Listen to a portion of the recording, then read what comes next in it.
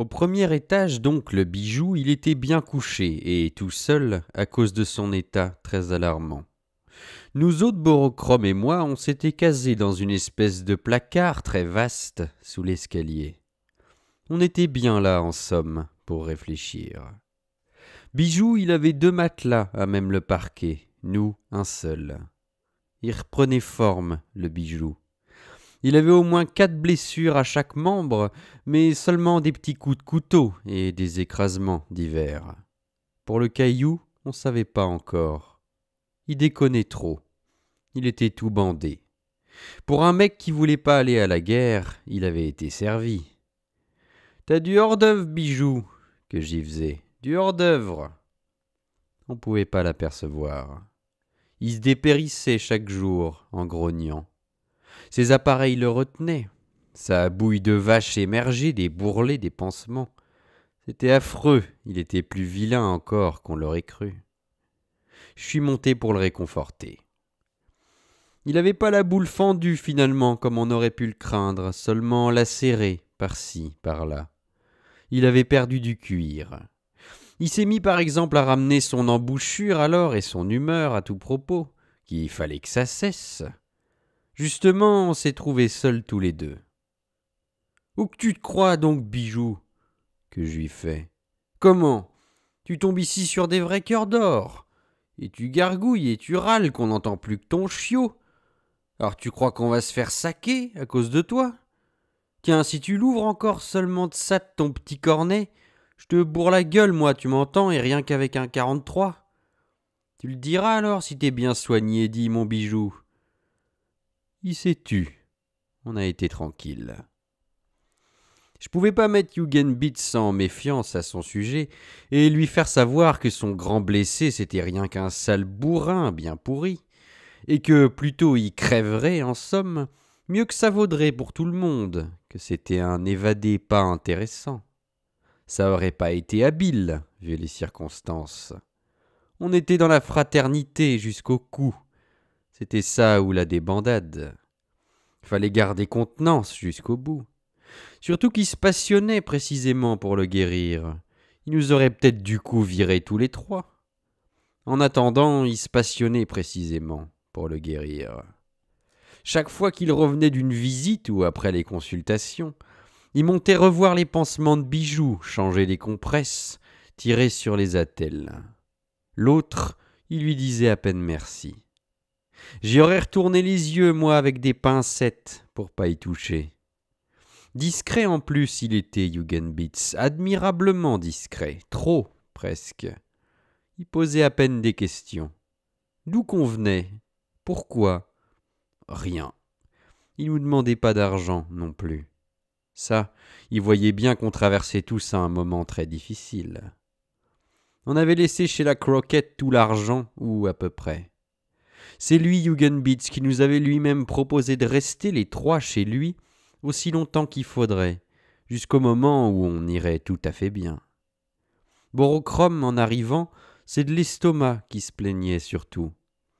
Il se versait du bicarbonate de soude de la boîte, il le croquait, le mâchait comme du sucre en poudre, à sec. Il voulait pas d'eau. On n'avait ni les uns ni les autres très envie de reprendre la rue. Et retourner tout de suite à Leicester, c'était ni carré ni garanti comme solution. Peut-être que c'était devenu une foutue souricière depuis les 6 jours qu'on était partis dans l'excursion. C'était même certain. Et l'Angèle, comment qu'elle me recevrait ? J'étais un maquereau pas très fidèle. Peut-être qu'elle était déjà briquée par un autre. Les paroles d'aumône me revenaient en mémoire. Ici, quand une môme en a marre de ta bille, c'est bien facile. À moins qu'ils soient seulement tous à notre recherche, les petits potes, et elle aussi. Pas tranquille qu'on se soit barré seulement question de les donner tous à la fois. On pouvait pas quand même leur envoyer des cartes postales. Sûrement que quant à Lou, il devait être encore le plus inquiet. Lui, toujours si porté sur la méfiance. Enfin, avec Stéphane, on a décidé qu'on se planquait, peinard, le plus longtemps possible. C'est lui qui a eu l'idée de regarder un jour la colonne du Times à la rubrique correspondance. Angèle demande aux petits amis de rentrer tout de suite. C'était imprimé, 2 petites lignes parmi la guerre des Flandres et les mouvements du roi. Un petit avis, raison de plus pour rester immobile. Mais pour bouffer, on était 7 en somme à présent, à se faire nourrir par Hugenbitz. Il n'y avait même pas de chaise pour tout le monde à la cuisine où ça se passait, et des cassés. Les repas, c'était mince, on peut le dire, du frugal, de la panade à volonté. Les petites avaient du lait en plus, et la confiture tous les 2 jours. De la bonne misère, en somme, mais gai, avec du bon esprit et de l'espérance. Hugenbitz y semblait prendre du courage à les regarder sans cesse ses 3 petites filles, lui avec ses grosses lunettes, les télescopies, et ses immenses oreilles en travers et son nez colossal, et son mystère et tout sur ses pieds plus lourds que tout le reste. Il buvait de l'eau, il fumait pas, il mangeait encore moins que nous. Il parlait, tout doucement. C'est Borochrome qui racontait des histoires à table. Alors Hugenbitz s'en tapait les cuisses de contentement à l'écouter. Et pourtant, il faisait des gaffes, Borochrome, il faisait toujours des gaffes quand il se remettait de l'eau. J'avais remarqué. Après le repas, Borochrome donnait un long récital d'harmonica, des airs russes d'abord et puis des rondes, et pour Sarah, 12 fois de suite, le pont d'Avignon. Des grands beaux yeux pleins de lumière noire qu'elle avait. Tellement qu'elle s'amusait au pont d'Avignon qu'elle en poussait des petits cris de souffrance. On avait du mal à la faire coucher. Quand venait le moment, fallait qu'il sorte encore avec elle, Stéphane, sur le petit perron qui dominait la courette. On voyait le soir, les nuits sans alerte, tout au loin, criblant la nuit, les 1000 fenêtres du Savoie. C'est Borochrome qui décidait les 1000 merveilles du lointain. Un château tout à fait magnifique. Et encore, qu'est-ce qu'il y a dedans? Il cherchait à s'y retrouver. Il tenait avec son gros pourtour Stéphane presque toute la plateforme sur la courette. Rachel s'écarquillait pour regarder, cramponnée sur sa grosse main. Pas de merci, fallait qu'il se donne en détail et décoloré. « Tu n'en sais donc plus, dit Stéphane ?»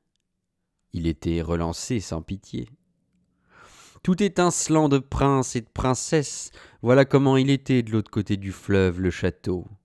Bondé, ruisselant en son dedans de divertissements magiques, des cascades de gelée à la groseille, des petits gâteaux en forme de petits chevaux qui sautaient vraiment pour ne pas fondre les jours de pluie par-dessus Westminster et se réfugier dans l'abbaye. Des rampes entières de sucre d'orge, d'un étage à l'autre. Des lumières en sucre qu'on pouvait sucer, et puis qui vous fondaient dans la bouche avec un goût de miel et de menthe. Ainsi en était-il une fois pour toutes décidé. Le château de merveille au fond tenait le ciel et l'autre versant de la Tamise. Comme nous restions tous plus ou moins vachement sur notre faim, dans l'ombre derrière lui à l'écouter, on en bavait. « Du jambon, encore !» qu'elles demandaient les 3 enfants, qu'il en rajoute encore et toujours. C'était assez cruel comme diversion. Quand Bijou s'est remis à manger, il a fallu encore réduire les parts. Sûrement qu'Hugenbitz y faisait pas plus de 4 visites médicales au dehors en moyenne, et tous payaient pas. Peut-être 2 en consultation, jamais davantage.